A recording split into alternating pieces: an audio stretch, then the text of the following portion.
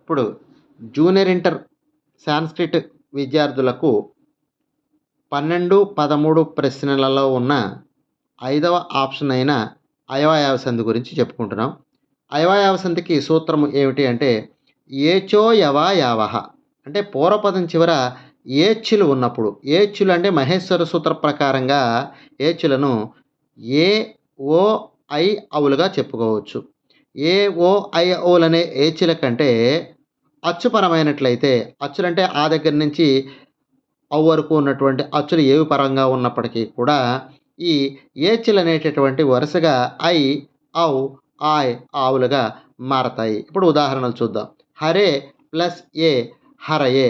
ఏకారం కంటే అచ్చుపరంగా ఉంది కాబట్టి ఈ ఏకారం అనేది ఐగా మారి హరయగా మారింది. తర్వాత భాను ప్లస్ ఏ భానవే.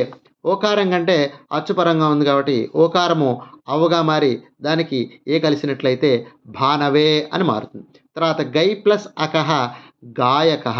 గై అన్నప్పుడు ఐకారం కంటే ఇక్కడ అచ్చుపరముగా ఉంది కాబట్టి ఐకారము ఆయగా మారి దానికి అకారం కలిసినట్లయితే అకహ గాయకహగా మారుతుంది.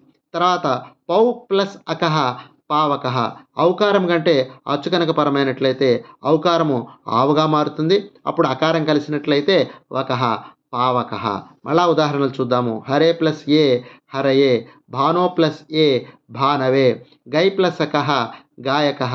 పౌ ప్లస్ అకహ పావకః. 4 ఉదాహరణలు చదువుకుంటే చక్కగా 4 మార్కులు వస్తాయి.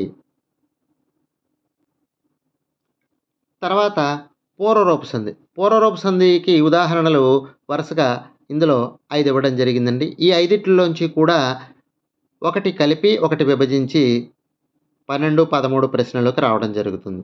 ఇప్పుడు దీనికి ఒక మాట సూత్రం చూద్దాం. ఏగః పదాంతాదతి.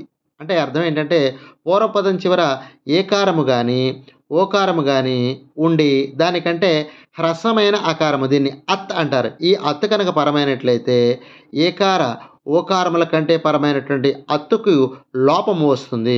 లోపము వచ్చి అక్కడ అకార ప్రశ్లేష ఈ ఎస్ గుర్తులాగా ఉంది కదండి, ఆ గుర్తుగా అకారం అనేది మారిపోతుంది. ఒక మాట చూసినట్లయితే వనే ప్లస్ అపి వనేపి. అంటే ఏకారం తర్వాత ఇక్కడ అత్తు పరమైంది కాబట్టి ఈ అత్తుకి లోపం వచ్చి వనేపిగా మారింది. తర్వాత వృక్షే ప్లస్ అపి వృక్షేపి. తే ప్లస్ అపి తేపి. కే ప్లస్ అపి కేపి. విష్ణో ప్లస్ అత్ర విష్ణోత్ర. అయితే ఈ అకార ప్రశ్లేషకి రూపము ఉన్నప్పటికీ కూడా ఉచ్చారణ మాత్రము ఉండదు. ఎందుకంటే ఏకారము ఓకారం తర్వాత వచ్చేటటువంటి అకారమునకు ఉచ్చారణ ఉండదు. పైగా కలిపినటువంటి పదాలలో మొట్టమొదట పదం ఏదైతే ఏకార ఓకారాలతో వినిపిస్తోందో అంటే పూర్వరూపము వినిపిస్తోంది కాబట్టి దీనికి పూర్వరూప సంధి అని పేరు వచ్చింది. వనే ప్లస్ అపి వనేపి. వృక్షే ప్లస్ అపి వృక్షేపి. తే ప్లస్ అపి తేపి. కే ప్లస్ అపి కేపి. విష్ణో ప్లస్ అత్ర విష్ణోత్ర. అంటే యణాదేశ సంధి, అయవాయవ సంధి, పూర్వరూప సంధి ఈ 3 సంధులు కలిపి మొత్తం మీద ఉన్నటువంటి ఉదాహరణలు ఒక పేజీలో ఉంటాయి. అది ఏ పేజీ అంటే టెక్స్ట్ బుక్లో పేజీ నెంబర్ 112. అంటే ఒక్క పేజీ చదువుకుంటే 12 మార్కులు తెచ్చుకోవచ్చని నేను ఈ విషయంగా విద్యార్థులకి చెప్తూ ఉన్నాను.